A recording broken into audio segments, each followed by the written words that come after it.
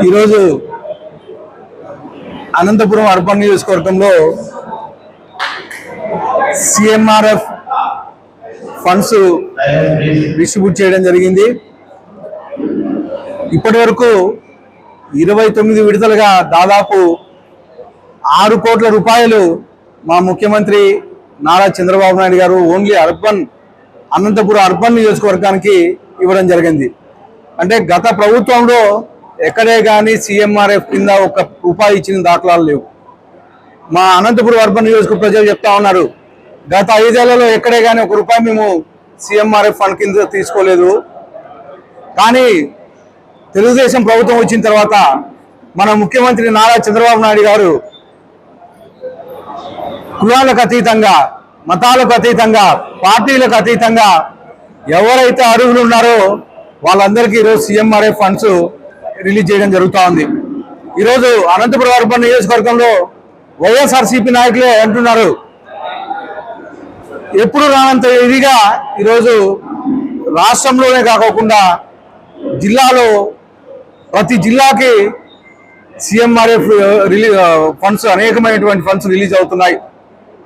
ముఖ్యంగా అనంతపురం జిల్లా లాంటి వెనుకబడిన ప్రాంతానికి ముఖ్యమంత్రి నారా చంద్రబాబు నాయుడు గారు ప్రత్యేకమైన దృష్టి పెట్టి, దీనికంటే ఇక్కడ ఆర్థికంగా వెనుకబడి ఉన్నారు, అలాగే పేదరికం ఎక్కువ ఉంటుంది, వర్షాభావం మీద రైతులు ఎక్కువగా ఆధారపడి ఉంటారు. కాబట్టి వీళ్ళకి వైద్య సౌకర్యాలు ఖర్చు అయింది ఏదైతే ఉందో మొత్తం అనంతపురం జిల్లాకే ప్రథమ ప్రాధాన్యత ఇస్తూ ఈరోజు అనేక కోట్ల రూపాయలు ఈరోజు సిఎంఆర్ఎఫ్ అనంతపురం జిల్లాకి ఇవ్వడం జరుగుతూ ఉంది. ముఖ్యంగా అనంతపురం అర్బన్ నియోజకవర్గం దాదాపు ఈ 22 నెలల కాలంలోనే దాదాపు 6 కోట్ల రూపాయలు ఒక అనంతపురం అర్బన్ నియోజకవర్గానికి ఇచ్చారంటే మా తెలుగుదేశం ప్రభుత్వం, మా ముఖ్యమంత్రి నారా చంద్రబాబు నాయుడు గారు కృషి అని చెప్పేసి తెలియజేస్తున్నాను.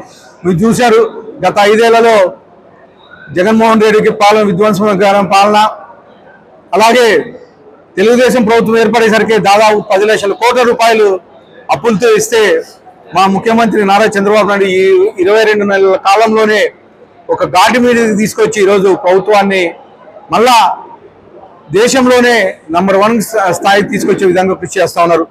ముఖ్యంగా పెన్షన్స్ చూస్తూ ఉన్నారు, గతంలో 2,000 రూపాయల నుంచి 3,000 రూపాయలు పెంచడానికి 5 ఏళ్ళు తీసుకున్నారు.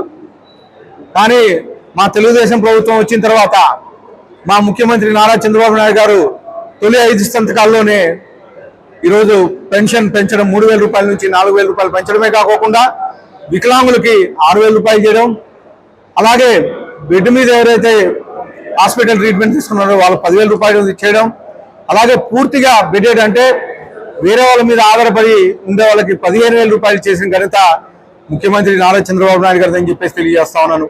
ఇవే కాకుండా తొలి 5 సంతకాల్లో డిఐసి 16,347 ఉద్యోగాలు పూర్తి చేసిన ఘనత మా యువ నాయకుడు, భవిష్యత్ నాయకుడు, ఐటీ శాఖ మంత్రులు, విద్యాశాఖ మంత్రి నారా లోకేష్ అని చెప్పేసి తెలియజేస్తున్నాను.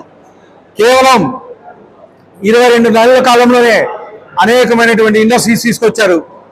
ఈరోజు దాదాపు 23 లక్షల కోట్ల రూపాయలు ఎంఓయూలు జరిగాయి.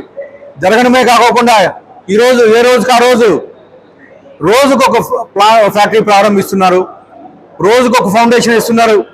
గత వారంలో గూగుల్ సంస్థ దాదాపు 1,35,000 కోట్ల పెట్టుబడులతో విశాఖపట్నంలో స్టార్ట్ అయింది.